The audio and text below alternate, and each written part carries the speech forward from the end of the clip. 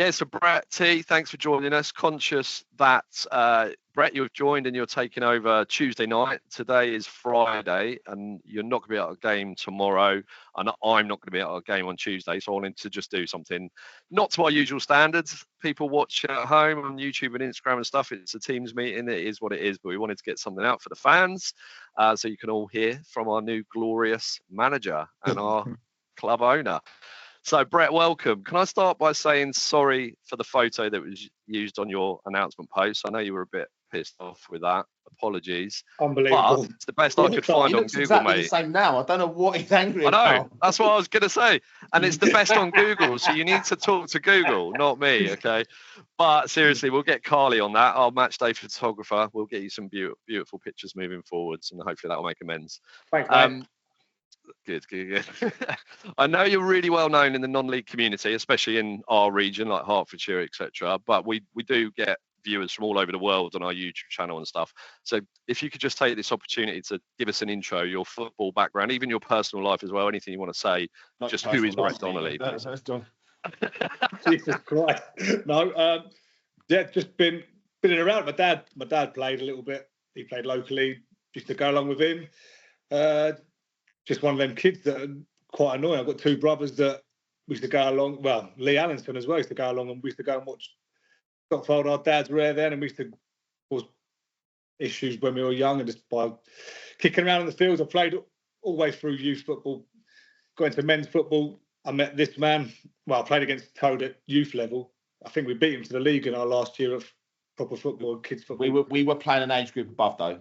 Yeah, but we still beat it, didn't we? Yeah, you did. Yeah. We beat the league. And then I met Toad playing then that level, and then went to men's football. Had a great couple of years playing with T at Barton. The team was terrible. We had a great laugh doing it. So yeah, great times. And then just rolled through the leagues. Really, I didn't really work out for me at Barton when I was 17, 18, 19.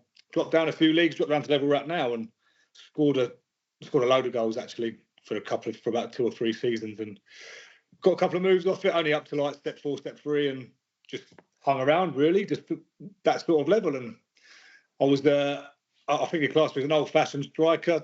For those that know, probably Duncan Ferguson, Kevin Davis type bloke.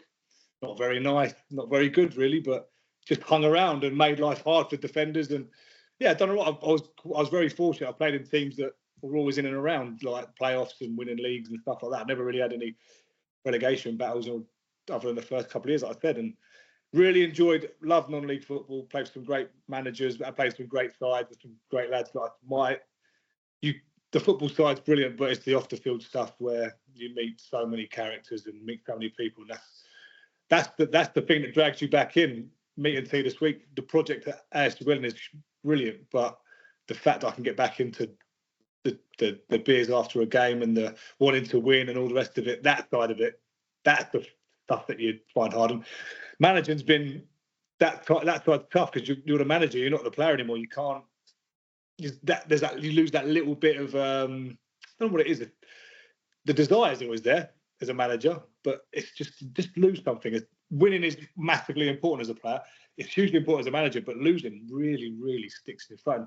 I've been fortunate. Like I took my first job at Stockfold, and we rose through the leagues with 2 promotions in a row, and then sadly had a bit of a hiccup at Hitchin. Didn't go as planned, but that's why I'm here now, isn't it? I've got another question about that in a minute, so hold fire on anything about Hitchin. Okay. Oh, that's good. That's good. So loads and loads of experience. I think as a player, you one of only a few that scored over 50 goals for Hitchin as well, right? Yeah, I think so. Yeah. So that shows your pedigree there. Cool. T, you've obviously appointed Brett, and I know that we had loads of good candidates because I was part of the process. Brett's actually the only interview I did miss. What would you say? Why did you feel that Brett was the man for the job? So, if I'm honest with you, I know Brett's character, I know his personality, I know the type of person that he is. And because I used to play against him, I used to hate him. To be honest, I don't even like him now. But but I think he could do a great job. No, I'm joking. No, I just know what I know what Brett is. I know who he is. I know the type of person he is. He's a winner. He's passionate. he's very similar to the sort of person that I am. Like, I will want to do anything it takes to win a game of football, whether I piss people off or whether they don't like me. Even if it's one of my best mates, I don't really care. When I play football, I'm there to go and win.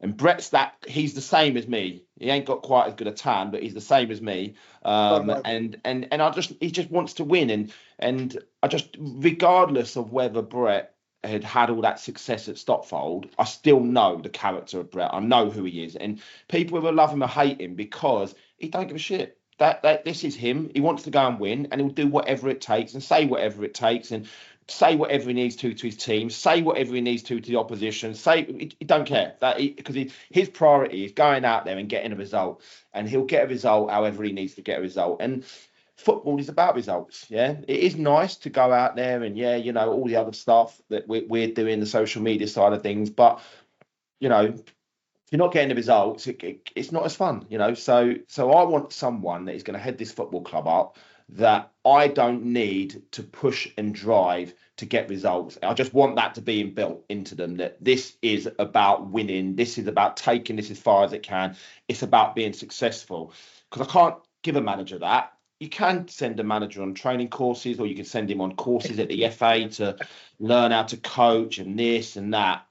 But I feel your manager has got to be the top person in that changing room, probably the biggest personality. I think they've got to be in the changing room. Footballers, players can be hard work nowadays, and if you haven't got a big personality, they can end up running a changing room, and you've got the players running the changing room. That's not the dynamics that I want at our football club. I want there to be a very, very clear leader at that football club when it comes to football, and that's the person that people respect. He makes the decisions. That's how it goes, and Brett's that man, and that's not for me, as I said, from Stotfold. I just know Brett, so for me that part was really, really easy. He told me he doesn't coach. He told me he doesn't do any of that sort of stuff. I don't care. But ultimately, one thing I know that he does a bit of coaching, maybe, yeah, but ultimately it's down to him to get his team. But I know Brett would be very, very comfortable with the pressure on his shoulders, because that's the sort of man he is. And I need someone that is happy to have that kind of pressure and happy to almost take the pressure off the players a little bit, because we've got very, very ambitious targets, and with those ambitious targets comes obviously that pressure, and some people thrive on it, some people crumble on it. I need someone that is going to thrive on that pressure. Yeah.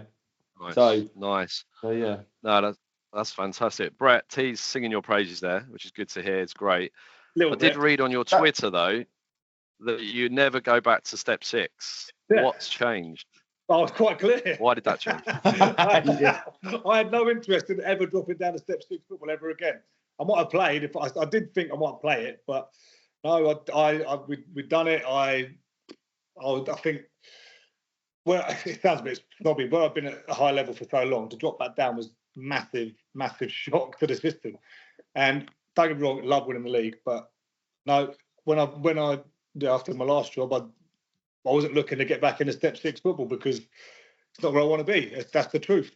However, I spoke to T, and I sort of pied him a little bit for the text messages, like, I thought you want to come back. No, I still would come and chat, and listen, he's a salesman, isn't he? He's sold it to me. But what he's told me, I fully believe. I said, I do. Loads of people said to me, Danny, can you trust him? He's a bit of a loose cannon. Yeah, but there's a difference between being a loose cannon and trust. What he wants to do, he'll back up. And that's all I need to hear. He's shown me what he wants to do. He's told me what he's going to do. I believe he'll do it. And I want to be part of that. And that's why I'm prepared to, actually, do you know what? I may as well go down to this level, because I know for a fact within 2-3 years, we'll be back at step 3-4. So let's do it now. He's got grandiose plans. He's put it all out there for everyone to see.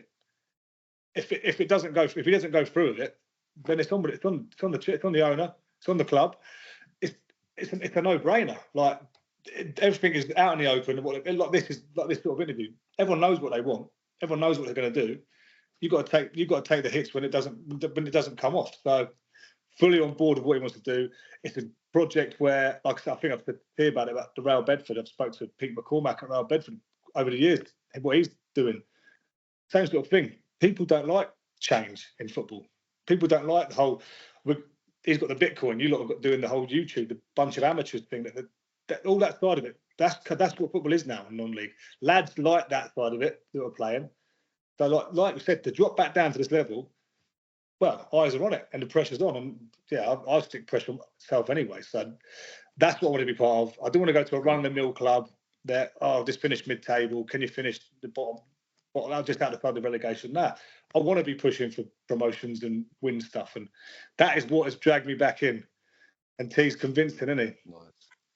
Yeah, it definitely is. I'm here. So he dragged me in from filming weddings to football. So did something right. Oh, that's brilliant. So, and just on the Twitter theme as well, overwhelmingly, the response to our announcement, even though you didn't like the photo, overwhelmingly it's been super positive, which actually surprised me because we last season attracted, not for you personally, but we just attract a lot of hate because of what we do and everything you just said. We have attracted a bit of hate. The money thing gets thrown around, the fact we're on YouTube gets thrown around. So I was really surprised that we had such positive reaction to you being appointed, which is really, really good. There were just a couple, only in the last 24 hours, that mentioned your unsuccessful time at Hitchin that you alluded to a second ago. And one of them even used the word snake, goodbye snake, I think. What are your comments on that? I haven't seen that one yet. Who wrote that? T. No, I'm joking. Well, snakes, I'll just follow. If there's one thing I'm not, it's definitely a snake. I'm quite open and honest about everything. Just didn't work out.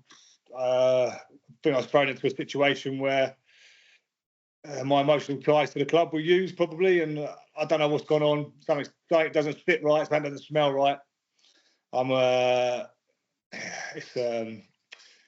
It's hard to swallow because, like I said, we did last season was always going to get relegated. We weren't good enough. This season we thought we were going to be at step 4. Got a late reprieve and we had to start again, and we were just starting to see the signs of a turnaround. And listen, they've done all right since I've been sacked, so it's a good decision. However, that side is what we put together. So I knew we were going to get there. Just needed a bit of time. I still was 6-7 weeks behind everybody else, so it proved. It's probably listen, the club. Oh, well, I'll say it. The club don't have the ambition that I have. I want to be pushing at the top of the league every year. I'm not stupid. To be a step 3, it costs a lot of money. It does cost a lot of money. You need good backing. Hitchin have got a great setup, great fans, great volunteers. Is the backing there from the committee? I don't think it is, and they're always going to be in and around that bottom half, mid-table of the league. So, yeah, it's tough. You've seen other clubs do it. Cheshunt, they've been up to the Conference South. Hemel have done it recently. St Albans, Dorking have come from nowhere. Good backing. So, Snake. I'm going to find out that Snake comments from and ask them what they mean by that. There's no T looked into it, to be fair. T looked into it last night. I showed him and I said I might ask you the question, and he said it looks like it's just a little kid. So it's just someone trying to wind you up. But I thought I'd throw it in there. I still find him. Find him. Yeah. I was going to ask T your reaction, but I know you've got to shoot. So I've got another question for you in a minute, T. Brett, I know you've worked with some of our existing players. Your time at Stotfold, you mentioned. You've been to watch a few of our matches in the interview process. I'm sure you've watched some on YouTube and stuff as well. It's quite common when a new manager comes in, there's probably going to be squad changes. Have you got any thoughts of that at this time? Don't need a massive overhaul, not at all. There's going to be changes. You need lads in that you trust, and I know that I can trust. But from what I've seen, we've got. I mean, I've had Bradders and Sammy Nicks with me at Stotfold, steady, know the league, experience. Played against JP, played against Greeny, played with Greeny. Played against Scotty Bridges many a time. Great players. I thought your left back, the young lad, Doncaster. Carter, yeah. He looks like the real deal. Will McNeil, very good. Jake Allen scored a lot of goals last year. Kendall scored a lot of goals. Them boys can be helped on. It's just a case of finding what works. Like I said to T the other day, when we won the league this level a few years ago, we dropped points. We lost 4, drew 4, and that was the whole season. We've already drawn 4 and lost 2, so we've got to be a little bit more consistent, which may mean I need more consistent players, which means you do need a bit more experience. Some lads who know the level and are happy to take on board what I'm telling them. So it's a case of let's get your lads in. Also, from what I spoke to a couple of players, I think the change room needs a little shake-up. what I like characters in my changing room. I like people going to not come for me. People are going to question me. People are going to ask questions of what we're doing, not just yes men. I don't like that. I'm not right. My opinion is the one that counts in the end. However, I'm not always right. So if something's not right, come and tell me. Don't just do it because I've told you to. And I like that in a change room. I need some of them boys in. I don't know that all the lads. I've got to meet them all next week. We'll find out in the next few weeks what's going on. And yeah, I just want us to. I don't think we need loads. Like I said, it's a good squad. You win our games now, we go top. It's Nice. It's not a million miles. We're not a million miles away. Yeah, no, good. Appreciate that. I appreciate your honesty in your last couple of answers as well. Thank you. T, budget. We get rafted for our budget quite a lot. Has that changed? Does Brett come? Big signing, step free, budget's gone up. Still £1 million a year, yeah. $1 million. And I still get my 500k bonus this year. Yeah, exactly. Yeah, exactly. cool. Listen, he's the media guy. What do I get? Yeah, no, everything's staying the same. You know, we've already set out what our budget is for the next 3 seasons and what our budget should have been for this season. So that doesn't change. And we've set those budgets based on what we believe is going to be sufficient to get us out of those leagues for the next 3 years anyway. So that hasn't changed. The financials have been put together based on that, and we know what we're going to be doing. So that stays exactly as it is. Brett's probably got a bit of a tougher job because obviously those financials are set up with, okay, you're going to lose X amount of games, you're going to draw X amount of games, you still win the league. His margin for error is a little bit smaller now. So, you know, he's going to have to make sure that obviously, you know, everything is spot on.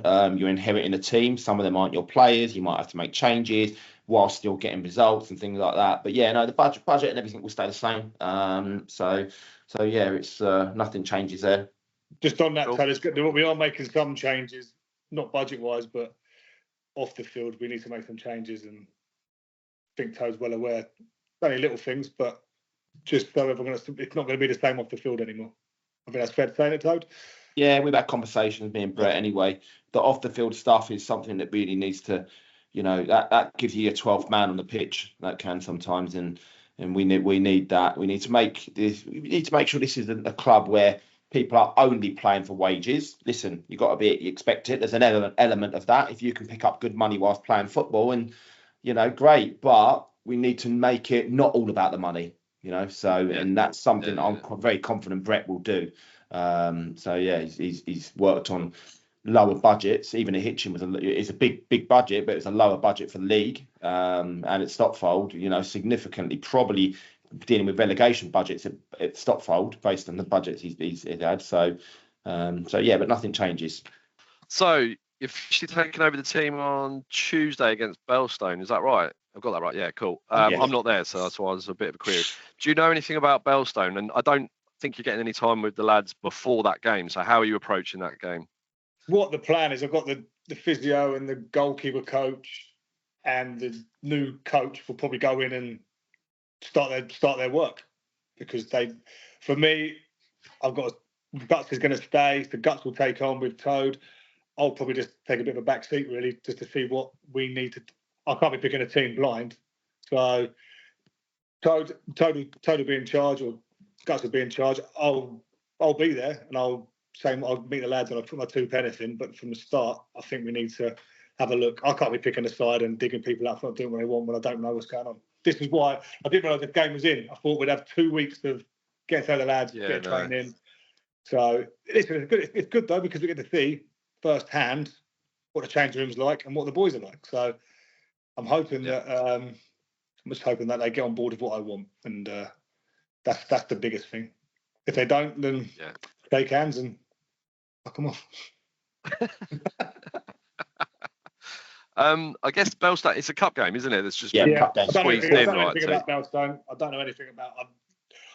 From your point, T, like obviously the league is the most important thing. So I don't want to say the game's not important, because it's obviously important for a lot of reasons. But what are your thoughts on it, T?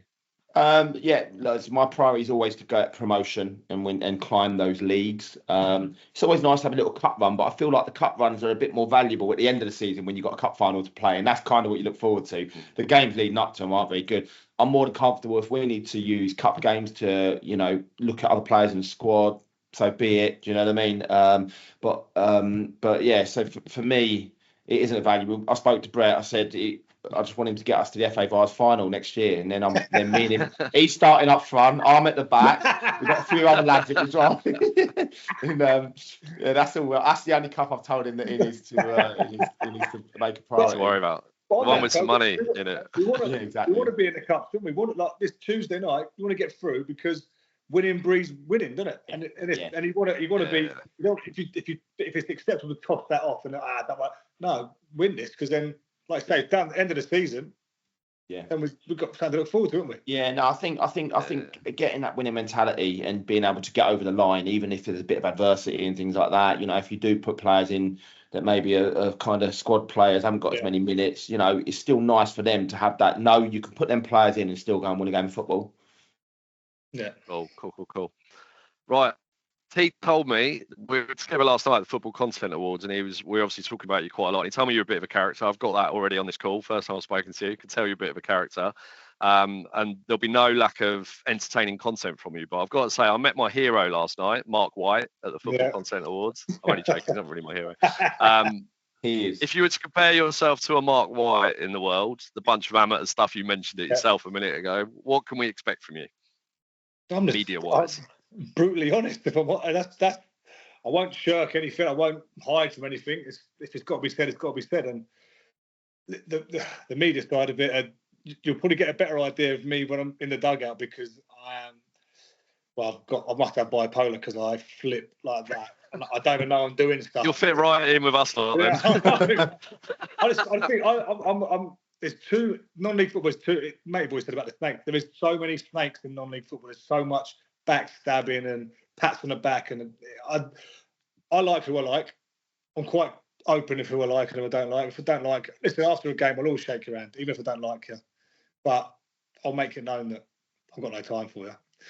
That's what I'm. And if you're on my team, if you're on my side, then yeah, well, great. I'll make sure you're looked after. I won't praise you too much because I don't believe in. I'm from the hard school of knocks. I don't think telling them this is a social problem, isn't it? We've got to tell everyone how nice and good they are and how well they've done, even if they've done shit. No, if you've not been very good today, you need to be told. And if you've done well, I'll tell you. And that'll be.